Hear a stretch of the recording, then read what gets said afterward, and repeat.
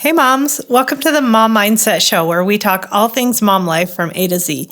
I'm your host, Rachel Benson. I'm a wife, a mom of 6, a grandma of 7, a real estate agent, and a life coach for moms.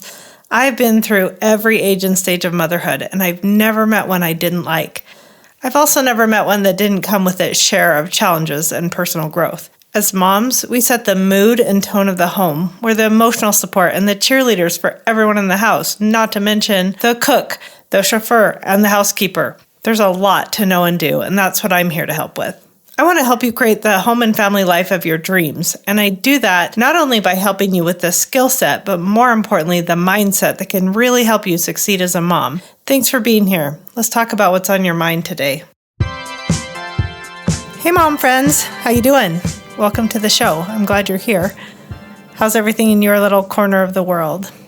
If I always ask about that, it's because I love the idea that as moms, we have our own little corner of the world that's unique and special to us, and we always get to work on creating it how we want it to be. So I love that concept. So you'll probably hear me say that a lot. As I say in the intro, here on the podcast, we talk about all things mom life from A to Z. And this time we're talking about L is for love. That's because when I'm recording this podcast, we're coming up on Valentine's Day, and that made me want to record a podcast on how to create more love at home. So I have about 6 different ideas for you that I hope you can take an idea or two and find creative ways to implement it in your home life, because moms really do create the mood and the tone of the home, and there's always something more that we can do to create more of the family life that we want to enjoy. I'm going to jump into these 6 ways, and the first one is probably something you'll hear me say a lot if you keep listening to the podcast, and that is to find ways to make home life more fun. The reason I say that is because at home, we have so many conversations and things that go on that are really, in a lot of ways, just transactional. Like the kids come home from school, we're like, how'd your day go? Are you going to do your practicing? Do you have homework? We've got to get somewhere, or same thing with our husbands. We see each other at the end of the day and it's like, how was your day?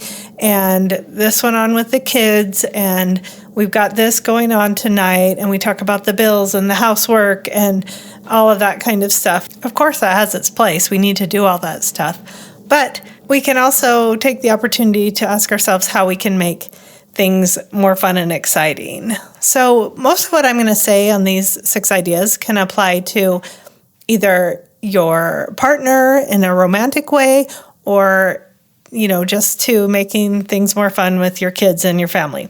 So the first idea for making things more fun is to try new things together. There are so many things that we maybe don't even think about that we could go out and do together, or we could do at home that could just make things more fun. I don't golf, but my husband loves golf, and so I've never been with him, but recently a new Topgolf location opened up near us, and we went and checked it out. And I had so much fun because, as it turns out, at Topgolf, you just get to do the fun part, which is hitting the ball, teeing off. I think that's what you call it. And I had never done that before other than mini golf. And I even get frustrated with mini golf after I hit the ball a few times, after the initial time that you hit it and it gets close, and then you have to putt like 5-6 times to get it into the hole. I just have no patience with that. So after about 3 or 4 times, I just pick it up and throw it in the hole if I can't get it. Now, I generally think that's discouraged at golf courses, but at Topgolf, you just get to do the fun part and you just hit for the targets. So it was super fun to go and do that with my husband since he loves golfing so much. And I got to do the good part and learn from him how to swing and all of that. And we just had a lot of laughs and a good time, and we've been back, and they have really good food there. So shout out to Topgolf. But things like that, that's kind of like on the more expensive end of things. But there are always new fun things to try. And if you are lacking in creativity, you can just go on Pinterest and you'll get a million ideas. And even just things like laughing together over silly videos, there's an endless supply of those for sure.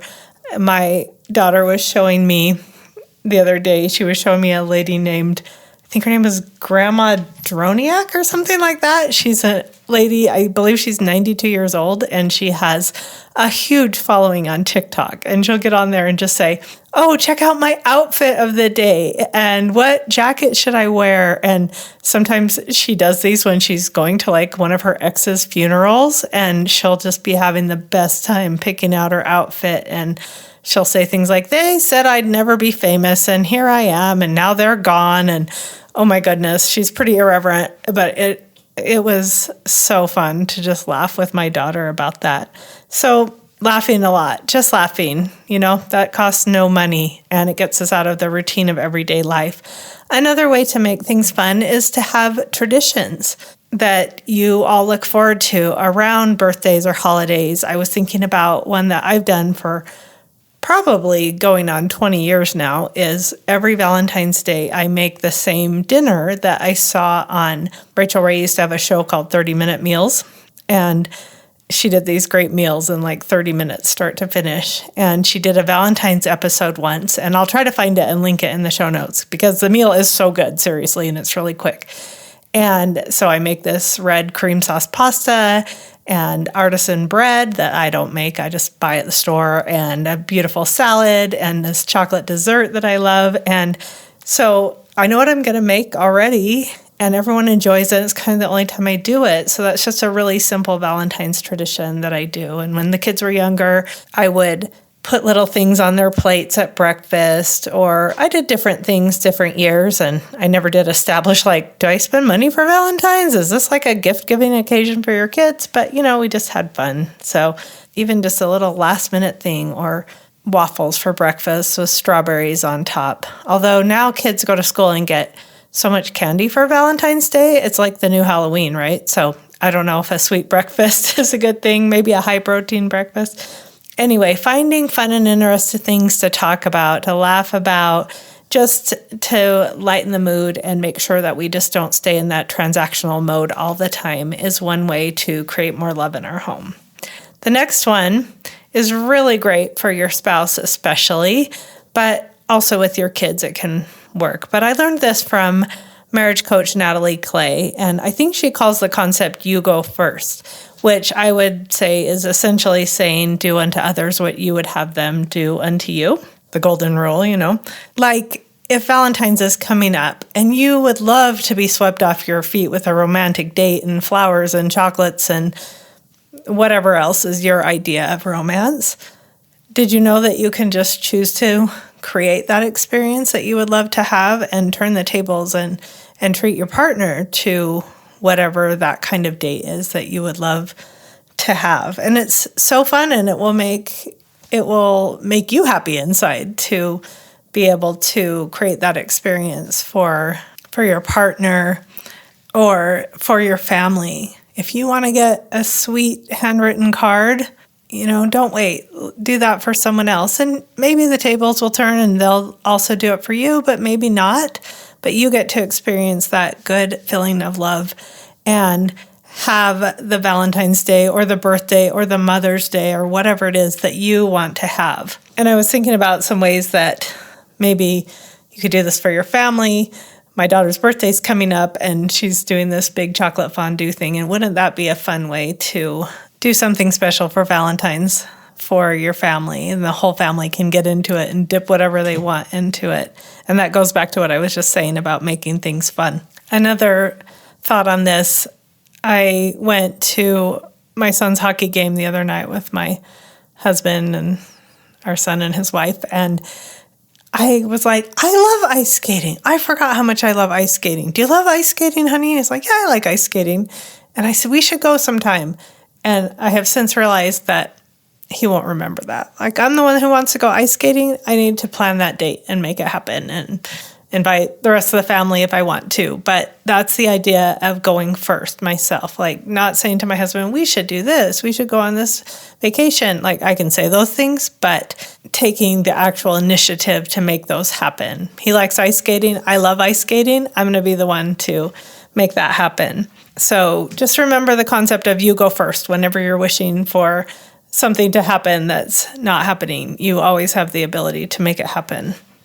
The next one is know what your people love. Know what they love in terms of, it could be anything from their favorite candy bar to video games that they like, to places they like, to people they follow online, sports and activities and celebrities. All of that can turn into a great option for, say, gifts. Even people they might follow online. They sometimes have swag like water bottle stickers and pins and things like that. So one way that I try to remember these things, when I think of it, I will keep a note in my phone of some of my kids' favorite things. If they tell me their favorite candy bar, say, I'll just stick that in a note in my phone so that when birthdays or other special occasions roll around, or I'm just thinking of them, I can have that information handy, because isn't it hard to think of it when you actually need it? So that is a great way to do that. Now, along these lines, super bonus points if you can learn to love what they love.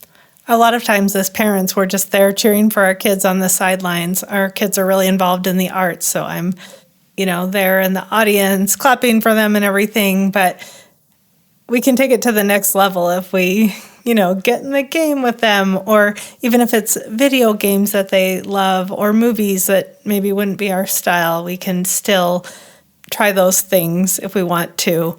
My grandkids love playing Mario Kart, which is basically the only video game I kind of know how to play. I'm not very good. I have to have, I don't know what you call them, but they're like bumpers that keep you from going off the race car tracks. I mean, virtually on the video game.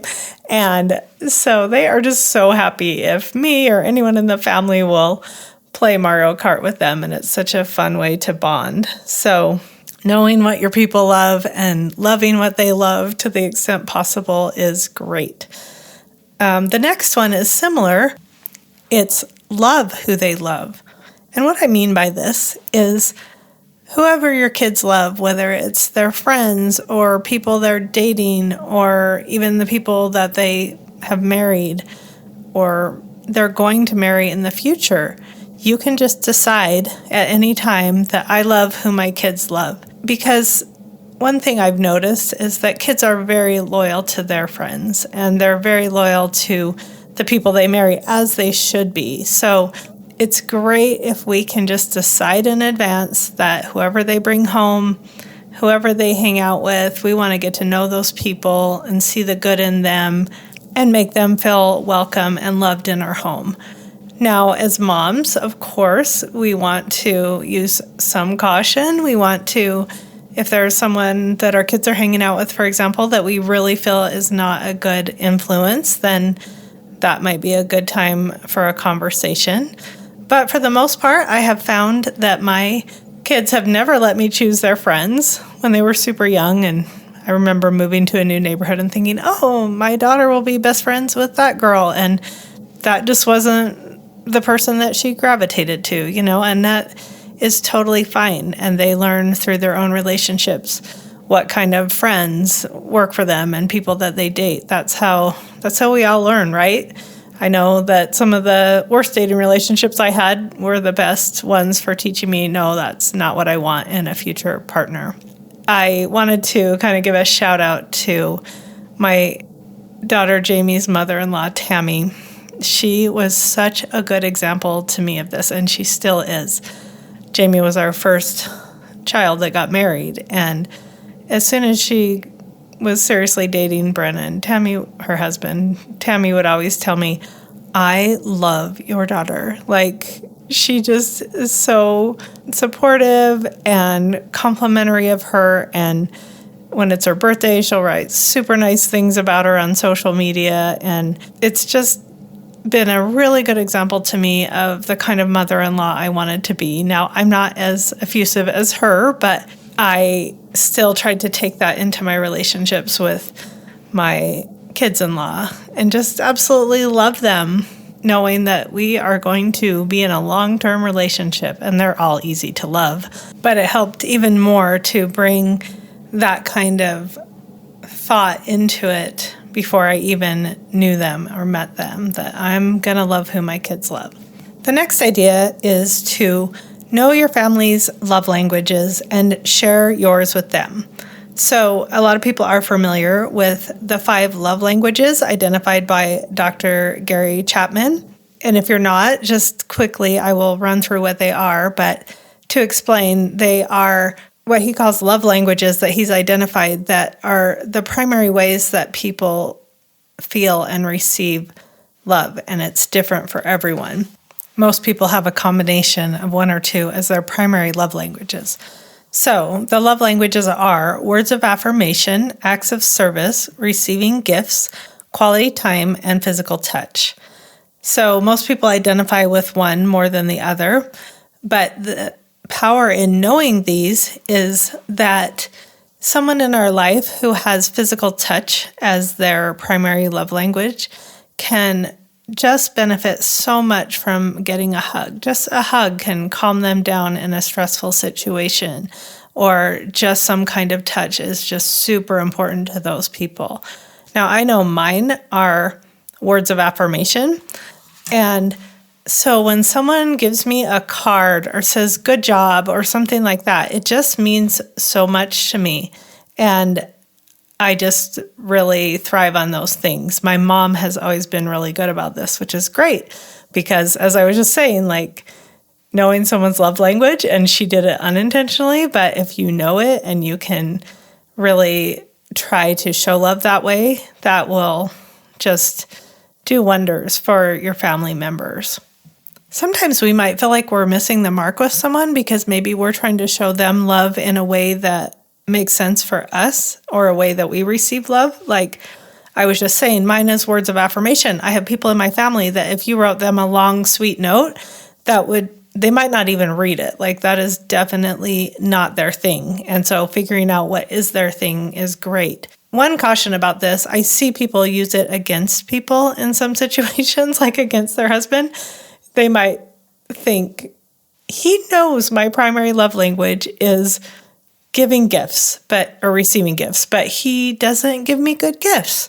Well, that's okay. We don't want to use it that way. We just want to understand that he is showing love in his way, and we can share that with him. If we like receiving gifts, for example, we can have an Amazon gift list and send him reminders and make it really easy on him. And then let's not be mad if he still doesn't do it that way, if he does it in his own way. I know that I've had some misunderstandings in relationships because someone else just expresses love in a totally different way than I receive it. And so sometimes I might think, well, they don't really love me, but that's not true. And so I just encourage you to look at that and think about what your family's love language is. And don't be afraid to share yours with them, not necessarily so that they will give you, if you're like me, a card or whatever that will mean a lot to you, but just so that if they want to know, they know. And it's good for you to identify your own love language so you can even use it to support yourself.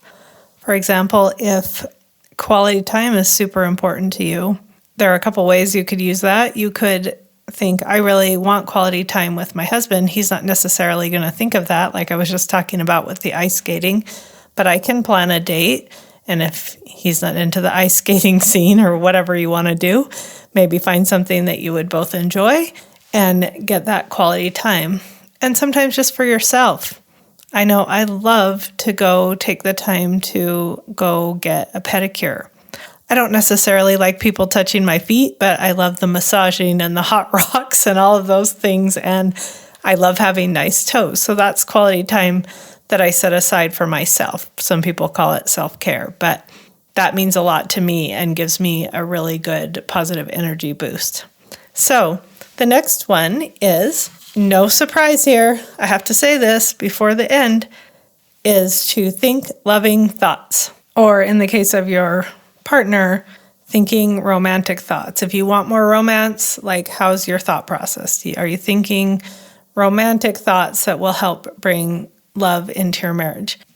You may literally hear me say this or something like it on every episode. Like in the last episode, I talked about how if we want more energy, we need to think energetic thoughts. And this is so much of the coaching that I do, is helping people think the thoughts that create the experiences that they want to have. So often as moms, for example, it's so easy to worry about our kids, to criticize, or not even really criticize, but like comment on situations where we don't need to, and maybe cast doubt on their abilities or how things are going to turn out for them based on our life experience. And when we do that, we can like really rain on their parade and like show up with this worried energy or a negative energy. So it's really useful to, when we are, say, worried about our kids or something like that, to ask ourselves, okay, what am I thinking that's making me worry? And how can I turn this around so that I can be less critical of them, maybe? Because whatever thoughts we're thinking are going to come out, if not in actual words, in just the energy that we show up around them, and they can feel that. And sometimes they might want to start to avoid us if they get the impression that we don't like the way that they're living their life or something like that, or going back to their friends. We don't like their friends, they'll go somewhere else with their friends. People like to be around those that make them feel loved and accepted. So practicing loving thoughts, where we look for the good and emphasize the positive, those thoughts are going to change how we show up around our family members. And the best part of it might be that when we think loving thoughts, we feel so much better inside. If we are thinking like, our kids are going to be okay, if we tell ourselves that instead of constantly worrying, which doesn't do anything, we are going to be able to be more supportive of them when they're going through hard things or just going through their own life experiences. I just want to give one quick example. My kids married young. A couple of them even married at 19, which by most people's standards is really young. And I don't know, there's probably stats out there that say that it's not going to work out. But I always chose to believe that they are going to do very well. They're going to have a wonderful marriage. And that has turned out to be true, not because I was thinking it, but because I chose to believe that. I was always able to be super supportive of them and see evidence of people that I know who married young and things have been amazing in their lives. And I could have been worried. I could have shared stats with them about how it wasn't going to work out, but what good would that do? So much better to be thinking the positive, loving thoughts, helping me show up as the mom that I wanted to be in that situation. There are situations all day long in our family life where we can choose loving thoughts or different kinds of thoughts. And the thoughts we choose will totally affect the experience that we have with our family members. You know, if we've got a kid that we think of him as the wild one and he's always doing something crazy, that's going to be our whole experience with that child. We're going to see that pattern repeated over and over and again because we're looking for it, we're expecting it. And by contrast, if we take a look at our thoughts and we're like, that really isn't serving me, I'm not having the experience that I want to with that person, we can choose different thoughts that we're emphasizing and focusing on. If you think about life with toddlers, for example, there can be the terrific twos or there can be the terrible twos. And it probably goes back and forth many times throughout the day, like when they're just learning to talk and everything that comes out of their mouth is super cute. That's the terrific twos. And when they dump all the cereal out of the bag and then sit in it and eat it, and they probably have a messy diaper while they're doing it, and that's the terrible part of the twos. But whatever we choose to focus on is what we're going to experience. So, that is a lifelong pursuit to keep working on our thought processes and even identifying them and being intentional about them. So I'm going to leave it there for today. I'll just run back through these really quick and they'll be in the show notes. But if you want to review them, here's a recap of the 6 ways that I just mentioned to create more love at home. The first one was make it fun. The second one was you go first. The third one is know what your people love. The fourth one is love who they love. The fifth one is know their love language and share yours with them. And the sixth and most important one is to think loving thoughts. So that's all I have for you today, but I do want to mention that if any of these seem like impossible to you, maybe it's the thinking loving thoughts in certain family relationships, that's where coaching really comes in handy. And a lot of people don't have a good understanding of what the type of coaching I do is, and they ask me, how's it different than therapy and different things like that. But the main thing with coaching is it's never about me telling you what to think or how to live your life or what to do. It's just a time to have someone listen and reflect your thoughts back to you so that you can decide if those thoughts are serving you and you want to keep them, or if maybe there are thoughts that would be more helpful in showing up as the mom that you want to be in all the various situations that we are in as moms. So if you want to hear more about my coaching program, stay tuned. If not, I will see you next time.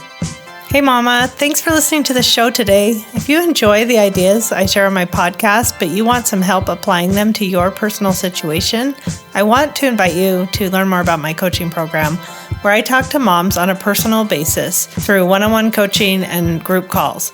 We can talk about anything from the personal challenges that you're experiencing in marriage or motherhood to the goals and dreams that you have for yourself. To find out more and download a copy of my free book, Mom Mindset A to Z, visit mom-mindset.com. I'd love to see you there.